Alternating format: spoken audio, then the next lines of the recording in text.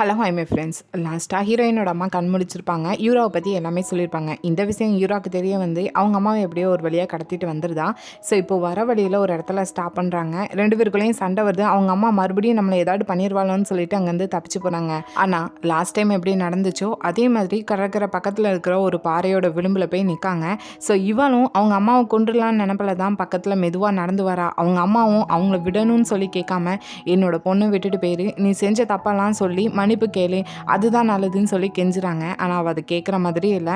அவங்கள தள்ளி விடணும்னு சொல்லிட்டு பொறுமையாக நடந்து வர்றப்போ கால் ஸ்லிப் ஆகி இவா இப்போ கீழே விழுற நிலைமையில இருக்கா. ஹீரோயினோட அம்மாட்ட கெஞ்சுறாங்க. அங்கே ஹீரோயினோட அம்மாவும் கை கொடுத்து அவளை காப்பாற்றுறாங்க. பட் அவங்க ரொம்ப வீக்காக இருக்கிறதுனால இவாளை காப்பாற்ற போய் அவங்க தண்ணிக்குள்ளே விழுறாங்க. ஆனால் அந்த குச்ச உணர்ச்சி சுத்தமாக இல்லை. உடனே ஃபோன் எடுத்து சுவிச் ஆஃப் பண்ணி தான் போடுறா, ட்ரேஸ் பண்ணி வந்துருவாங்கன்னு சொல்லிட்டு. அப்படியே இன்னொரு பக்கம் ஹீரோயினும் அவங்க அம்மாவை பார்க்க போகிறாங்க. அங்கே நர்ஸுன்னு சொல்கிறா, இப்படி ஃபோன் வந்துச்சு, அவங்களோட பொண்ணு பேசுகிறேன்னு சொல்லிட்டு நான் சொன்னேன். அதுக்கப்புறம் அவங்க அம்மா வெளியே போனாங்க அப்படின்னு சொல்லும்போது ஹீரோயினுக்கும் நல்லா தெரியுது மறுபடியும் அவங்க அம்மாவை யூரா ஏதோ பண்ணிட்டான்னு சொல்லிட்டு யூராவோட நம்பரை ட்ரேஸ் பண்ண சொல்கிறாங்க. பட் அங்கே தான் ஆல்ரெடி சுவிச் ஆஃப் பண்ணிட்டாலே. ஸோ என்ன நடந்திருக்குங்கிற ஒரு ஐடியாவும் இல்லை. அவங்க அம்மாவை தான் எல்லா பக்கமும் தேடிட்டு இருக்காங்க. அப்படியே இன்னொரு பக்கம் இங்கே யூராவை பார்த்தோன்னா ஆஃபீஸில் எதுவுமே நடக்காத மாதிரி கூலாக உட்காந்துட்டு இருக்கான். அந்த டைம் திடீர்னு போலீஸ் பார்க்கோட பேரில் இப்போ ஹீரோயினோட அம்மாவை கண்டுபிடிச்சிட்டாங்க, நான் உன்ட்ட பேச வேண்டியது இருக்குது, கொஞ்சம் ரூஃப் டாப்க்கு வான்னு சொல்லி மெசேஜ் வருது. சரின்னு யூராவும் அங்கே போலீஸ் பார்க் தான் இருக்காங்கன்னு சொல்லி பேசுகிறதுக்காக போனால் அங்கே ஹீரோயின் இருக்கா. யூராவோட கழுத்தை பிடிச்சி விளிம்பில் தள்ளிட்டு, சொல்லு என்னோட அம்மாவை எங்கே மறைச்சி வச்சிருக்கேன்னு சொல்லி, இப்போ நீ சொல்லனா உன்னோட சாவு இங்கே தான் நடக்க போகுதுன்னு சொல்லிட்டு மிரட்டிட்டு இருக்கும்போது அவன் நான் உங்கள் அம்மாவை பார்க்கவும் இல்லை, நான் அப்படி எதுவுமே செய்யவே இல்லைன்னு சொல்லிட்டு போய் சொல்லிட்டு தான் இருக்கா. இந்த டைம் கரெக்டாக ஹீரோயினுக்கு போலீஸ்லேருந்து கால் வருது. என்னன்னா அவங்க அம்மா கடற்கரை ஓரத்தில் இருந்திருக்காங்க, 2 பேர் பார்த்து சொல்லியிருக்காங்க உங்கள் அம்மாவை ஹாஸ்பிட்டலுக்கு கூட்டிகிட்டு போகிறேன்னு சொல்லி தான். ஸோ ஹீரோயினும் ஃபோனை கட் பண்ணிவிட்டு யூராவை பார்த்துட்டு, நீயும் உன்னோட ஃபேமிலியும் எங்களுக்கெல்லாம் செய்கிறதுக்கு ஒரு நாள் எங்கள் முன்னாடி வந்து விழுந்து மன்னிப்பு கேட்பீங்கன்னு சொல்லி திட்டிட்டு தான் அங்கேருந்து கிளம்பி போகிறா. யூராவுக்கும் கெஸ் பண்ணிட்டா அவங்க அம்மா ஒரு வேலைக்கு கிடச்சிட்டாங்கன்னு சொல்லிட்டு ஆன்லைனில் போய் எதுவும் இப்படி கடற்கரை ஓரத்தில் யாராவது கிடச்சிருக்கா, நியூஸ் வந்திருக்கான்னு சொல்லி சர்ச் பண்ணி பார்க்க அப்படி எதுவுமே இல்லை. ஸோ ஃபைனலாக வா போலீஸ் பார்க்கு கால் பண்ணிவிட்டு இப்படி ஹீரோயினோட அம்மா ஏதாட்டு ஹாஸ்பிட்டலில் இருக்காங்களா போய் செக் பண்ணுங்கன்னு சொல்லுங்க அனுப்பிவிடுதா. பட் ஹீரோயினோட அம்மாவோட பேரை மாற்றி அட்மிட் பண்ணியிருப்பாங்க. ஸோ போலீஸ் பார்க்குக்கு அந்த நேமில் யாருமே கிடச்சிருக்க மாட்டாங்க. ஸோ யூரா இவ்வளோ செஞ்சதுக்கப்புறமும் இன்னமும் நம்ம அமைதியாக இருக்கக்கூடாதுன்னு சொல்லிட்டு இப்போ ஹீரோயின் என்ன பண்ணுறாங்கன்னா காங் ஹெல்ப்போட மேடம் ஓல்காவை மீட் பண்ணி எனக்கு தேவையான ஹெல்ப்பை நீங்கள் பண்ணிங்கன்னா இந்த கம்பெனியில் இருக்கிற காஸ்மெட்டிக்ஸோட மேனேஜ்மெண்ட் ரைட்ஸ் உங்களுக்கு நான் வாங்கி தரேன்னு சொல்லிட்டு ஒரு ஆஃபர் கொடுக்கா. அவங்களுக்கும் ஹீரோயின் இந்த அளவுக்கு பேசுகிறாங்கிறத கேட்குறப்போ பெரிய ஷாக்காக இருக்குது. பட் மேனேஜ்மெண்ட் ரைட்ஸுங்கிறது பெருசுன்னு சொல்லிட்டு ஹீரோயினோட ஆஃபருக்கு ஓகே சொல்கிறாங்க. ஸோ மேடம் ஓல்கா இப்போ அந்த கம்பெனியோட கொலாபரேட் பண்ணுறாங்க. அதுக்கான கான்ட்ராக்டும் போட்டு முடிச்சிருந்தாங்க. ஆனால் கான்ட்ராக்டில் இருக்கிற முக்கியமான ரூலே ஹீரோயினுக்கு இப்போ இருக்கிற பப்ளிசிட்டி டைரக்டர் பொசிஷன் கொடுக்கணும்னு சொல்லிட்டு ஆக்சுவலாக யூரா தான் அதில் இருக்கா. ஸோ இப்போ ஹீரோயின் தான் பப்ளிசிட்டி டைரக்டராக இருக்காங்க. இது தெரியாத யூராவும் அவளோட சீட்டுக்கு போனால் ஹீரோயின் இருக்கிறத பார்த்துட்டு இங்கே என்ன பண்ணுறேன், இந்த இடத்துலேருந்து கிளம்பு, நான் தான் பப்ளிசிட்டி டைரக்டர்னு சொல்லிட்டு ஹீரோயின்ட்டு சண்டை போடுறா. ஹீரோயினும் அது எப்போமோ மாறிடுச்சு, இன்னும் உனக்கு தெரியாதான்னு சொல்லும்போது அவளும் காங்கிட்ட போய் கேட்கா. காங்கும் மேடம் ஓல்காவோட கான்ட்ராக்டில் முக்கியமான ரூலே தான், வேறு வழி இல்லைன்னு சொல்கிறாங்க. கூடவே நீ ஹீரோயினோட சப்போர்ட்டினராக வேற இருன்னு சொல்கிறாங்க. இவளும் என்னால் முடியாதுன்னு சொல்லிட்டு இப்போ ஹீரோட்ட போய் கேட்கா. ஹீரோவும் நீ உன்னோட வேலையை ரிசைன் பண்ணு, இப்படி ஹீரோயினுக்கும் உனக்கும் பிரச்சனை வந்துட்டு இருந்தால் நல்லா இருக்காதுன்னு சொல்கிறாங்க. ஆனால் அவள் கேட்காம நான் சப்போர்ட்டினராக இருந்தே மறுபடியும் என்னோட பொசிஷனை திரும்ப எடுத்துக்கிடுவேன்னு சொல்லிட்டு அங்கே இருக்கா. பட் ஹீரோயின் ஏதாவது ஒர்க் சொன்னால் செய்ய மாட்றா. ஸோ அப்படியே ஒரு டைம் ஏதோ ஷாம்புக்கான அரேஞ்ச்மெண்ட் ரெடி பண்ண சொல்கிறாங்க. இவள் வேணும்னே அதில் அரேஞ்ச்மெண்ட் பண்ணா. பட் அதில் இருக்கிற ரா மெட்டீரியல் சப்ஸ்டன்ஸ்லாம் வேணும்னே மாத்திரா. அப்புறம் எதுவுமே தெரியாத மாதிரி ஒரு பப்ளிக் பூத்லேருந்து இப்படி போலீஸ்க்கு கால் பண்ணி அவங்களோட ஷாம்பில் தேவையில்லாத சப்ஸ்டன்ஸ்லாம் யூஸ் பண்ணுறாங்கன்னு வேற கம்ப்ளைண்ட் பண்ணுறா. ஸோ அப்படி இந்த டைம் தான் ஹீரோயின் அந்த ஷாம்புக்கான ப்ரொமோட் பண்ணிட்டு இருக்காங்க. இந்த இடத்துக்கு கரெக்டாக போலீஸும் வந்துட்டு உங்களோட ஷாம்பில் தேவையில்லாத இன்க்ரீடியன்ஸ்லாம் நீங்கள் ஆட் பண்ணுறதா எங்களுக்கு கம்ப்ளைண்ட் வந்திருக்கு, நாங்கள் அதை செக் பண்ண வேண்டியது இருக்குன்னு சொல்லிட்டு வராங்க. அங்கே ரிப்போர்ட்டர்ஸ் வேறு இருக்காங்க. எல்லாருக்குமே பெரிய ஷாக்காக இருக்குது. பட் இதில் யூரா மட்டும் கூலாக இருந்துட்டு இருக்கா. ஹீரோயினோட கதையே முடிய போகுது. ஏன்னா ஆல்ரெடி கம்பெனி 1,00,000 பாட்டில்ஸ் ப்ரொடியூஸ் பண்ணிட்டாங்க. அதுக்கான ஈடு இவ எப்படி கெட்ட போகிறான்னு சொல்லிட்டு சந்தோஷப்படுறா. இங்கே ஹீரோயினும் அந்த மாதிரி ஷாம்பில் எதுவுமே ஆட் பண்ணலைன்னு சொல்லிட்டு அவளோட தலையிலேயே போட்டு காட்டி அதை ப்ரொமோட் பண்ணிட்டு இருக்கா. இங்கே போலீஸும் அந்த ஷாம்பெல்லாம் செக் பண்ணி பார்த்துட்டு எங்களுக்கு வந்த கம்ப்ளைண்ட் தப்பாக இருக்குது, இந்த ஷாம்பில் எல்லாருமே நார்மலாக தான் இருக்குன்னு சொல்லிட்டு போகிறாங்க. இதை கேட்குற யூராக்கு பெரிய ஷாக்காக இருக்குது. இங்கே ஹீரோயினும் இப்போ அங்கே இருக்கிற ரிப்போர்ட்டர்ஸ் எல்லாரும் முன்னாடியுமே இப்படி தப்பாக கம்ப்ளைண்ட் பண்ணது வேறு யாருமே இல்லை, யூரான்னு தான் சொல்கிறாங்க. யூராவும் வழக்கம் போல் இதுக்கும் எனக்கும் எந்த சம்மந்தமும் கிடையாது, எந்த ஒரு எவிடன்ஸ் இல்லாமல் என் மேலே எதுக்கு இவ்வளோ பெரிய பழியை போடுதுன்னு சொல்லிட்டு அங்கே சண்டை போடுறான். ஆனால் ஹீரோயின் வெளியே நிற்கிற செக்யூரிட்டி கார்ட்ஸை வர வச்சுட்டு இவ கம்ப்ளைண்ட் பண்ணதை ரெக்கார்ட் பண்ணி வச்சுருக்காங்க. ஸோ அதை போட்டு காட்டுறாங்க. ஸோ எல்லாருக்குமே தெரியுது இவ தான் செஞ்சான்னு சொல்லிட்டு. ஆனாலும் யூரா ஆர்கியூ பண்ணா அதுக்கும் எனக்கும் சம்மந்தம் கிடையாது, அந்த வாய்ஸ் என்னோடது கிடையாதுன்னு சொல்லிட்டு ஆர்கியூ பண்ணுறா. ஆனால் சுற்றி இருக்கிற எல்லாருக்குமே தெரியுது இவ மேலே தான் தப்புன்னு சொல்லிட்டு. ஸோ அங்கே இருக்கிற எல்லாருமே யூராவை பார்த்துட்டு நீ செஞ்சதான் தப்பு, இப்போ எல்லாரும் முன்னாடி மன்னிப்பு கேளுன்னு சொல்கிறாங்க. கூடவே ஹீரோவும் தான். ஸோ வேறு வழியே இல்லாமல் அவளோட தப்பை ஒத்துக்கிட்டு மன்னிப்பு கேட்கா. ஸோ அடுத்ததாக ஹீரோவும் அவளை கூப்பிட்டு வச்சுட்டு நீ செஞ்சதெல்லாம் போதும், நீ இப்போ வேலையை ரிசைன் பண்ணிட்டு போன்னு சொல்கிறாங்க. ஆனால் அவள் செஞ்சது எதுவுமே தப்பு இல்லாத மாதிரி என்னோட பாட்டிக்கும் இந்த கம்பெனியில் ஷேர்ஸ் இருக்கு, என்னை வேலையை விட்டு போதும்னு சொல்லுறதுக்கு இங்கே யாருக்கும் உரிமை கிடையாதுன்னு சண்டை போட்டுட்டு போகிறான். இன்னொரு பக்கம் மேடம் மோல்காவும் காங்க கூப்பிட்டு வச்சு அவள் செஞ்ச தப்புக்கு அவளை வேலையை விட்டு எடுத்துருங்கன்னு தான் சொல்கிறாங்க. ஆனால் ஹீரோயின் இதை வேறு வழியில் தான் டீல் பண்ணணும்னு சொல்லிட்டு வேற ஒரு பிளான் போட்டுட்டு இருக்காங்க. இன்னொரு பக்கம் யூராவோட பாட்டியும் தன்னோட பேத்தி செஞ்ச தப்புக்கு எல்லாரும் முன்னாடியும் மன்னிப்பு கேட்டு வச்சு தன்னோட பேத்தி அவமானப்படுத்திட்டாங்கன்னு சொல்லி ஃபீல் பண்ணிட்டு ஷேர்ஸ் ஹோல்டர்ஸில் யார் அதிகமாக ஷேர்ஸ் வச்சுருக்காங்களோ அவங்க 2 பேரையும் கூப்பிட்டு வச்சு இப்படி ஹீரோயின் மேலே கிரிமினல் ரெக்கார்ட்ஸ் இருக்கா, நான் அவள் இங்கே வேலை பண்ணிட்டு இருக்கா, அவளை வேலையை விட்டு எடுக்கணும்னு சொல்லிட்டு அவளை பற்றி கம்ப்ளைண்ட் பண்ணிட்டு இருக்காங்க. ஸோ அப்படியே இன்னொரு பக்கம் இப்போ யூராக்கு ஒரு அமெரிக்கன் ஏஜென்சிட்ட இருந்து கால் வருது மாடலிங் பண்ணணும்னு சொல்லிட்டு. ஸோ இதை கேட்டதுமே அவள் ஸ்டேட்டாகவே போய் மீட் பண்ணி பேசுகிறா. அவளுக்கும் தெரியுது இது ஒரு அமெரிக்கன் ஏஜென்சி தான் சொல்லிட்டு. இவளுமே இந்த பிஸ்னஸில் நம்ம ஃபஸ்ட்டு வரணும், அப்போ தான் ஹீரோயின் நம்மகிட்ட வாங்கினது எல்லாத்தையும் திரும்ப நம்ம கையில் கொண்டு வர முடியும்னு சொல்லிட்டு ஓகே சொல்கிறா. இருந்தாலும் அவட்ட வந்து பேசின ஆள் உண்மையிலேயே அமெரிக்கன் ஏஜென்சி சேர்ந்தவங்களான்னு சொல்லிட்டு கால் பண்ணி கன்ஃபார்ம் பண்ணிக்கிறான். ஸோ அதுக்கப்புறம் காங்க மீட் பண்ணி இப்படி மாடலிங்காக இப்படி ஒரு செலிபிரிட்டி இருக்காங்க, நம்ம அவங்கள இப்போ ஹீரோயின் அந்த இடத்துல வைக்க வேண்டாம்னு சொல்கிறா. ஆனால் அங்கே காங்கும் கான்ட்ராக்டில் ஹீரோயின் தான் இருக்கணும்னு இருக்குது, அப்படி இல்லைனா அதுக்கு நஷ்டஈடாக நம்ம கம்பெனி நிறைய அமௌண்ட் கொடுக்க வேண்டியது வரும்னு சொல்லும்போது யூராவே அதில் ஹீரோயின் இருக்கக்கூடாதுங்கிற ஒரே ரீசனுக்காக அந்த காசெல்லாம் நான் தரேன், கூடவே அந்த செலிபிரிட்டிக்கு என்னெல்லாம் பண்ண வேண்டியது இருக்கோ அதை நானே பண்ணுறேன், இதிலேருந்து ஹீரோயினை எடுத்துருங்கன்னு சொல்கிறாங்க.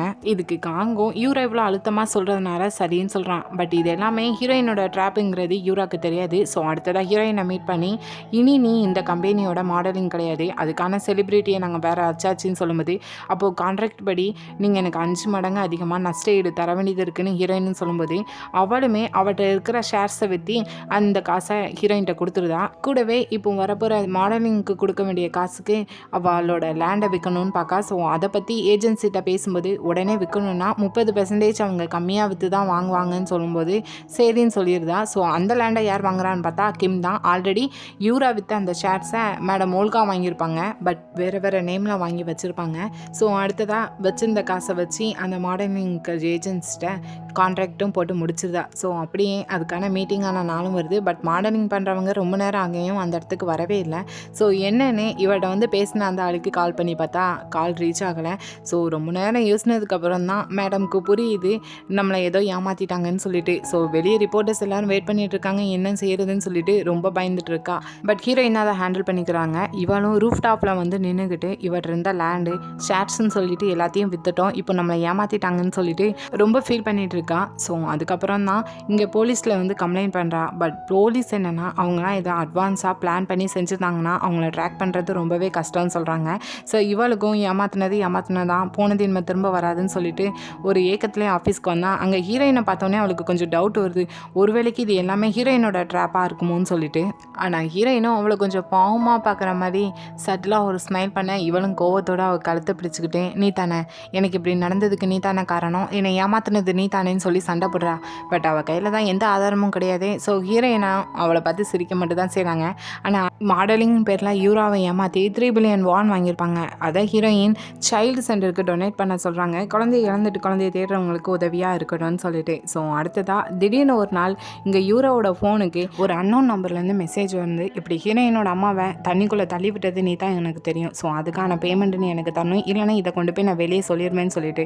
ஸோ இவளும் பயந்து போய் உடனே போலீஸ் பார்க்கிட்ட இதை பற்றி கேட்கா. பட் அவருக்கு எதுவுமே தெரியல. சரின்னு சொல்லிட்டு ஹெல்ப்புக்காக அவங்க அப்பாட்ட தான் போய் சொல்கிறா இப்படி எனக்கு மெசேஜ் வந்திருக்குன்னு சொல்லிட்டு. அவரும் அப்போ ஹீரோயினோட அம்மா இந்த நிலைமைக்கு 2வது மாறினதுக்கு நீ தான் காரணமான்னு சொல்லி கேட்கும்போது போய் தான் சொல்கிறா இல்லவே இல்லைன்னு சொல்லிட்டு. ஸோ ஆனால் இந்த விஷயத்தை பற்றி ஹீரோக்கு எதுவும் தெரியக்கூடாதுன்னு யோசிச்சுட்டு இருக்கா. பட் அங்கேயும் அதே மாதிரி ஒரு மெசேஜ் போயிருக்கு, இப்படி 6 மணிக்கு இந்த விஷயத்துக்காக அந்த இடத்துக்கு யூரா வருவான்னு சொல்லிட்டு. ஸோ கரெக்டாக 6 மணிக்கு அந்த பார்க்கு பக்கமாக ஹீரோயினோட ஃப்ரெண்டு யங்ஜோ கையில் ஒரு கேமராவை வச்சுட்டு வீடியோ எடுக்கிறதுக்காக நின்றுட்டு இருக்கா. ஆனால் அந்த இடத்துக்கு ஃபஸ்ட்டு ஹீரோவும் வந்துருந்தாங்க, பின்னாடியே யூராவும் வரா. யூராவும் அந்த இடத்துல பார்த்த உடனே போய் கேட்காங்க இந்த இடத்துக்கு எதுக்காக வந்திருக்க, உண்மையை சொல்லுன்னு சொல்லி கேட்கும்போது இவனும் திணறிட்டு நிற்கா. அதுக்குள்ளே யூராவோட அப்பா அங்கே 2 போலீஸோடு வந்து நிற்காங்க. உங்களுக்கும் அதே மாதிரி மெசேஜ் வந்திருக்கு போல், எங்களுக்கும் அதே மாதிரி வந்திருக்கு. அதான் அந்த ஆள் யாருன்னு பார்த்து பிடிக்கிறதுக்காக நாங்கள் இந்த இடத்துக்கு வந்திருக்கோம்னு சொல்லிட்டு நடிச்சிட்டு இருக்காங்க. ஆனால் இதை கேட்குற ஹீரோக்கு கொஞ்சம் உள்ளுக்குள்ளே டவுட் இருக்க தான் செய்யுது. பட் இந்த விஷயம் தெரிஞ்சுக்கிட்ட ஹீரோயின் இன்னும் அமைதியால் மறுபடியும் யூராவுக்கு ஒரு மெசேஜை போடுறாங்க. நான் கேட்ட காசை நீ எனக்கு தெரிலனா கண்டிப்பாக இன்னைக்கு 6 மணிக்கு பாறையோட விளிம்புலேருந்து ஹீரோயினோட அம்மாவை தள்ளிவிட்ட வீடியோ அப்லோட் ஆகுன்னு சொல்லி வருது. ஸோ இதை பார்த்தோன்னே ரொம்ப பயப்படுறா. ஸோ வேறு வழியே இல்லை, அவள் சொன்ன அக்கௌண்ட்டுக்கு பணத்தையும் போட்டு விட்டுருதா. ஸோ கரெக்டாக ஹீரோயினுக்கு அந்த பணம் ரிசீவ் ஆனதுக்கப்புறம் இப்போ ஹீரோவுக்கு மெசேஜ் வருது. இப்படி நாங்கள் கேட்ட பைசாவை யூரா போட்டு விட்டுருக்கா, உங்களுக்கு டவுட்டாக இருந்துச்சுன்னா செக் பண்ணி பார்த்துக்கோங்கன்னு சொல்லும்போது அங்கே தான் யூரா மேலே ஹீரோக்கு ஃபுல் டவுட்டும் இருக்கேன். ஸோ ஸ்டேட்டாக யூராவோட ரூமில் போய் தான் செக் பண்ணிட்டு இருக்காங்க ஏதாவது டிரான்சாக்ஷன் ஆயிருக்கான்னு சொல்லிட்டு. அந்த டைம் யூராவோட ஃபோனில் திடீர்னு ஃபாரின் நம்பர்லேருந்து கால் வருது. ஸோ அதை ஹீரோ அட்டன் பண்ணுறாங்க. பட் அங்கேருந்து பேசுகிறது ஹீரோக்கு தெரியாத ஹீரோவோட சொந்த பையன் தான். இது தெரியாத ஹீரோ எதுக்கு சின்ன பையன் பேசுகிறாங்கிறத கவனிச்சுட்டு இருக்காங்க. ஸோ அதுலேருந்து பக்கத்தில் தத்தெடுத்த அந்த அம்மாவும் வாங்கி பார்த்துட்டு எங்களுக்கு பணம் தேவைப்படுது, சீக்கிரமாக போட்டு விடுங்கன்னு சொல்கிறாங்க. ஹீரோவும் இதை கேட்டுட்டு இருக்காங்க. இந்த டைம் கரெக்டாக யூரா அந்த இடத்துல என்னாச்சுன்னு சொல்லிட்டு ஃபோனை கையிலேருந்து வாங்குறா. ஸோ ஏதாவது ஹீரோ கேட்டுட்டாங்களா, வேறு ஏதாவது தெரிஞ்சுட்டான்னு சொல்லி பயத்தோடு நிற்கும்போது ஹீரோவும் அம்மா யார் அந்த சின்ன பையன், எதுக்கு உன்ட்ட அந்த அம்மா காசு கேட்காங்கன்னு சொல்லி கேட்கும்போது இவளும் அப்படியே மறுபடியும் ஒரு பொய்யை சொல்கிறான்.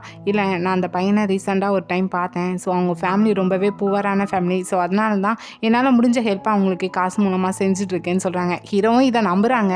அப்படியே இன்னொரு பக்கம் ஹீரோயின் தனியாக நடந்து போயிட்டு இருக்கிறப்போ ஆப்போசிட்டில் ஒரு அம்மா என்னோட பையனை காணலன்னு சொல்லிட்டு அழுதுகிட்டே தேடிட்டு இருக்காங்க. ஆக்சுவலாக ஹீரோயினுக்கும் அதே ஃபீல் எப்படி இருக்குங்கிறது தெரியும். ஸோ அந்த பையனை தேடி கண்டுபிடிச்சி அந்த அம்மாட்ட ஒப்படைக்காங்க. கூடவே எனக்கும் இப்படி ஒரு பையன் இருந்தான், என்னை விட்டுட்டு போயிட்டான்னு சொல்லி ஃபீல் பண்ணி சொல்லிட்டு இருக்கிறத எதிர்த்து அந்த பக்கமாக வந்தால் யூராவோட பாட்டி கேட்டுருந்தாங்க. ஹீரோயினை பார்த்து உனக்கு பையன் பிறந்தானா, அது ஹீரோக்கும் உனக்கும் பிறந்த பையனான்னு சொல்லி கேட்கும்போது ஹீரோயினும் நம்ம தனியாக போய் பேசலான்னு சொல்லிட்டு போகிறா. ஆனால் இன்னொரு பக்கம் யூரா இன்னைக்கு அவங்க பாட்டியை தனியாக ஒரு கஃபேக்கு வர சொல்லியிருப்பாங்க போல். பட் அவங்க பாட்டி வரல, இவளும் ரொம்ப நேரமாக வெயிட் பண்ணிட்டு இருக்கான்னு சொல்லிட்டு கால் பண்ணுறான். அந்த காலை ஹீரோயின் அட்டன் பண்ணுறாங்க. உன்னோட பாட்டி என் கூட தான் இருக்காங்கன்னு சொல்லிட்டு கட் பண்ணிதான். இவளும் அப்போது நான் அவளோட அம்மாவை பண்ணதுக்கு பதிலுக்கு என்னோட பாட்டி ஏதாவது பண்ண போகிறான்னு சொல்லிட்டு ரொம்ப பயத்தில் அவளோட அப்பாட்ட போய் சொல்கிறா. ஸோ அவங்க அப்பாவும் ஸ்ட்ரெயிட்டாக ஹீரோயினுக்கு கால் பண்ணி என்னோட அம்மாவை எங்கே என்ன பண்ணிட்டு இருக்கேன்னு சொல்லி கேட்கும்போது ஹீரோயின் என்னன்னா என்னோட அம்மாவை உங்கள் பொண்ணு என்ன பண்ணாலோ அதை தான் நான் பண்ண போகிறேன்னு சொல்லிட்டு கட் பண்ணியிருந்தா. ஸோ இதை கேட்டதுமே ரொம்ப பயத்தில் யூரா 2வது போலீஸ் பார்க்குக்கு கால் பண்ணி இப்படி ஹீரோயின் இருக்கிற இடத்த கண்டுபிடிங்கன்னு சொல்கிறா. 2வது ஹீரோக்கும் கால் பண்ணி என்னோட பாட்டியாவா கிட்னாப் பண்ணிட்டான்னு வேற சொல்லிட்டு இருக்கா. ஆனால் இன்னொரு பக்கம் ஆஃபீஸர் பார்க் இப்போ யூராக்கு கால் பண்ணிவிட்டு நாங்கள் ஹீரோயினோட நம்பரை ட்ராக் பண்ணி பார்த்தோம், ஏதோ ஹாஸ்பிட்டலில் இருக்கிற மாதிரி இருக்குன்னு சொல்கிறாங்க. ஸோ அப்படியே நமக்கு என்ன நடந்துச்சுங்கிறத காட்டுறாங்க. ஹீரோயின் யூராவோட பாட்டியை தனியாக பேசுகிறதுக்காக கூட்டிகிட்டு வந்ததும் யூராவோட பாட்டியும் உண்மையை சொல்லு, உனக்கு குழந்தை பிறந்துச்சா, அதுவும் அது ஹீரோவோட குழந்தை தானான்னு சொல்லி கேட்கும்போது ஹீரோயினும் ஆமாம் எனக்கும் ஹீரோக்கும் பிறந்த குழந்தை தான் அவன், ஆனால் அதை எப்படியே தெரிஞ்சுக்கிட்டவங்க பேத்தி யூரா எப்படியும் என்னோட குழந்தைய என்கிட்ட இருந்தால் பிரித்து ஃபாரினுக்கு அனுப்பி வச்சான், அங்கே ஃபயர் ஆக்சிடென்ட்லாம் அவன் இறந்துட்டான்னு சொல்லும்போது பாட்டியால் தன்னோட பேத்தி அவ்வளோ செஞ்சுருப்பாங்கிறத ஏற்றுக்கொள்ளவே முடியல. திடீர்னு மயக்கம் அந்த இடத்துல விழுந்துருந்தாங்க. ஸோ ஹீரோயின் அதை பார்த்துட்டு ஹாஸ்பிட்டலில் அட்மிட் பண்ணுறா. ஸோ இந்த டைம் கரெக்டாக அவங்களும் கண் முழிக்காங்க. ஹீரோயின் பக்கத்தில் இருக்கிற பார்த்துட்டு போதும் என்னோட பேத்தியை பற்றி அவ்வளோ சொல்லாத, என்னால் அதை ஏற்றுக்கிட முடியாதுன்னு சொல்லிட்டு அவங்க பேத்தியை பற்றி கொஞ்சம் நம்புற மாதிரி இருக்குது. ஹீரோயினும் இல்லை உங்கள் பேத்தி தான் இது எல்லாத்தையும் சொன்னான்னு சொல்லிட்டு சண்டை போட்டுட்டு இருக்கிற டைம் அந்த இடத்துக்கு கரெக்டாக யூரா அவங்க அப்பா போலீஸோட அந்த இடத்துக்கு வராங்க. ஸோ ஹீரோயின் தான் பக்கத்தில் நிற்கிற பார்த்துட்டு என்னோட பாட்டி இந்த நிலைமைக்கு ஆனது இவ தான் காரணம், இவ தான் என்னோட பாட்டியை கிட்னாப் பண்ணிட்டா, அவளை பிடிச்சிட்டு போங்கன்னு சொல்லும்போது யூராவோட பாட்டியும் இல்லை நான் மயக்கம் போட்டு விழுந்துட்டேன், அவள் என்னை கொண்டு வந்து ஹாஸ்பிட்டலில் அட்மிட் பண்ணியிருக்கா, என்னை யாரும் கிட்னாப் பண்ணலன்னு சொல்கிறாங்க. ஸோ வந்த போலீஸ் ரிட்டர்ன் போகிறாங்க. இங்கே யூராக்கும் இன்னும் நம்ம பாட்டியை நம்ம இப்படி பேசுகிறாங்க, இதை சான்ஸாக வச்சு ஹீரோயினை ஜெயிலுக்கு அனுப்பிடலான்னு ட்ரை பண்ணால் இப்படி பேசிட்டாங்களேன்னு சொல்லிட்டு ஃபீல் பண்ணிட்டு இருக்கா. ஸோ இப்போ யூராவோட பாட்டியும் இப்போ யூராவை பார்த்துட்டு உண்மையை சொல்லு, ஹீரோயினுக்கு பிறந்த குழந்தைய நீ ஏதாவது பண்ணியான்னு சொல்லி கேட்கும்போது அப்புறம் வேறு வழியே இல்லாமல் அவள் எல்லா உண்மையும் சொல்கிறா. தன்னோட பேத்தி இந்த அளவுக்கு நடந்துக்கிடுவாங்கிறத பாட்டியால் ஏற்றுக்கிடவே முடியல. கூடவே அந்த குழந்தைய இங்கேயே கூட்டிகிட்டு வா, அது ஹீரோக்கும் ஹீரோயினுக்கு பிறந்த குழந்தை, உன்னோட ஹஸ்பண்டோட தான், நீயே வச்சுக்கிடலான்னு சொல்லும்போது இப்போ யூரா என்னன்னா முடியவே முடியாது, இந்த குழந்தைய பற்றி சீக்ரெட் வெளியே யாருக்கும் தெரியக்கூடாது, இது சீக்ரெட்டாக மட்டும்தான் இருக்கணும்னு சொல்லிட்டு இருக்கா. ஸோ அதுலேருந்து அப்படியே கொஞ்ச நாளில் இப்போ கிம்மும் ஹீரோயினோட தங்கச்சி 2 பேரும் சேர்ந்து அன்னைக்கு ஹீரோவோட தங்கச்சி ஆக்சிடென்ட் நடந்தப்போ ஏதாட்டு எவிடன்ஸ் கிடைக்குமான்னு சொல்லிட்டு பக்கத்தில் இருக்கிற மெக்கானிக் செட்லலாம் போய் கேட்டு பார்க்காங்க. பட் அவங்களுக்கு இப்போதைக்கு எதுவுமே கிடைக்கல. ஸோ இதை பற்றி இங்கே காங்டேயும் ஹீரோயின்ட்டு வந்து சொல்லிட்டு இருக்கும்போது இவங்க ஒரு பிளான் போடுதாங்க. யூரா மட்டும் ஆஃபீஸில் இருக்கிற டைம் திடீர்னு ஒரு ஃபேக்ஸ் வருது, அதுவும் போலீஸ் பார்க்கோட நேமில். எனக்கு நீ போட்டு விட்ட காசு பார்த்தாது, இன்னும் போட்டு விடுன்னு சொல்லிட்டு இதை பார்க்குற யூராவுக்கு பெரிய ஷாக்காக இருக்குது. ஏன்னா இதுலேருந்து இப்படி ஃபேக்ஸ்க்கு போலீஸ் பார்க் அனுப்பியிருக்காங்கன்னு சொல்லிட்டு ஸ்டேட் அவங்க அப்பாவை பார்த்து இதை சொல்லிட்டு இருக்கா. இந்த டைம் கரெக்டாக யூராவோட பேக்கில் அவளோட ஹேர் முடியை எடுத்து வச்சுக்கிறா. அப்படியே இன்னொரு பக்கம் இங்கே கிம் அவனோட ஆட்களை வச்சு போலீஸ் பார்க் வீட்டில் இல்லாத நேரம் ஏதாட்டும் எவிடன்ஸ் கிடைக்குமா தேடிட்டு இருக்காங்க. கூடவே ஹீரோயின் எடுத்த யூராவோட முடியை அந்த இடத்துல போட்டுட்டும் வராங்க. ஸோ அடுத்ததான் போலீஸ் பார்க்கை கூப்பிட்டு வச்சு இந்த ஃபேக்ஸ் எதுக்கு இப்படி அனுப்பியிருக்கீங்க, உங்களுக்கு நாங்கள் கொடுத்த காசு போதாதான்னு சொல்லிட்டு சண்டை போடும்போது இங்கே போலீஸ் பார்க்கும் நான் அப்படி எந்த ஃபேக்ஸும் அனுப்பலை, என் பேரில் வந்துச்சுன்னா நான் அனுப்பினதா அர்த்தமானு சொல்லிட்டு தொடர்ந்து நீங்கள் இப்படியே நான் செஞ்சதான் என்கிட்ட வந்து சொல்லிட்டு இருந்தீங்கன்னா நீங்கள் செஞ்ச தப்பெல்லாம் நான் வெளியே சொல்ல வேண்டியது வரும்னு சொல்லிட்டு சண்டை போட்டுட்டு அங்கேருந்து அவனோட வீட்டுக்கு போகிறான்.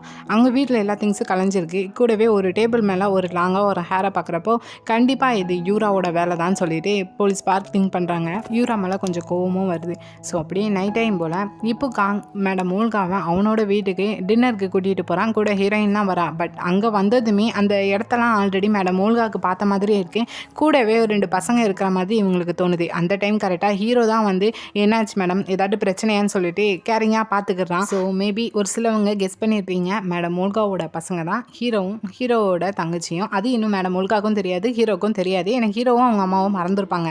ஸோ இப்போ அங்கே வந்து டின்னர் சாப்பிட்டு முடிச்சுட்டு திரும்ப கிளம்பி போகிறப்போ ஹீரோவே வாலண்டியராக நானே உங்களை கொண்டு வந்து விடுறேன்னு சொல்லிட்டு காரில் ஒன்றா போயிட்டுருப்பாங்க. அப்போ திடீர்னு மேடம் மூல்காவுக்கு ரொம்ப தலைவலி வருது. இதை கவனித்த ஹீரோவும் ஓட்டுறதை கவனிக்காமல் மேடம் மூல்காவை பார்த்துட்டு மேடம் ஓகேவான்னு சொல்லிட்டு அவங்கள கவனிச்சுட்டு இருக்கும்போது ஆப்போசிட்டில் வண்டி வருது. ஹீரோவும் அதை கவனிக்காமல் ஸ்டேரிங் ஒரு பக்கமாக திரும்ப பக்கத்தில் இருக்கிற மரத்தில் போய் இடிச்சுக்கிறாங்க. ஸோ இதோட இந்த பாட்டு இங்கே முடியுது. ஸோ இனி வரப்போகிற இன்ட்ரெஸ்டிங்கான சீன்ஸ் பார்க்குற வரைக்கும் இந்த வீடியோ பிடிச்சிருந்தா லைக் பண்ணுங்கள், ரொம்ப பிடிச்சிருந்தா சப்ஸ்கிரைப் பண்ணுங்கள். Thank you, bye bye friends.